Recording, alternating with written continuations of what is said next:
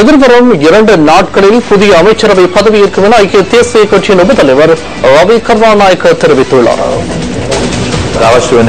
மக்கள் வழங்கிய ஆணையினூடாக மக்களுக்கு இன்றைய நிலை விடவும் சிறந்ததொரு வாழ்க்கையை நல்லாட்சியினூடாக ஏற்படுத்திக் கொடுப்பது எமது தேவையாக உள்ளது. அது தேசிய அரசாங்கம் என்ற வடிவத்தில் முன்னெடுக்கப்படுகின்றது. ஊழலை முழுமையாக ஒழித்து மக்களை முன்னோக்கி கொண்டு வருவோம். பிரதமர், ஜனாதிபதி ஆகியோர் தீர்மானம் ஒன்றை எடுத்து திங்கள் அல்லது செவ்வாய்க்கிழமை புதிய அமைச்சரவையை நியமிக்க உள்ளனர்.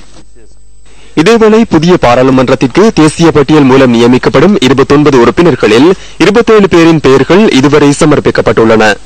ஐக்கிய தேசிய கட்சி சார்பில் 13 பேரும், ஐக்கிய மக்கள் சுதந்திர கூட்டமைப்பு சார்பில் 12 பேரும், மக்கள் விடுதலை முன்னணி சார்பில் 2 பேரும் பெயரிடப்பட்டுள்ளனர்.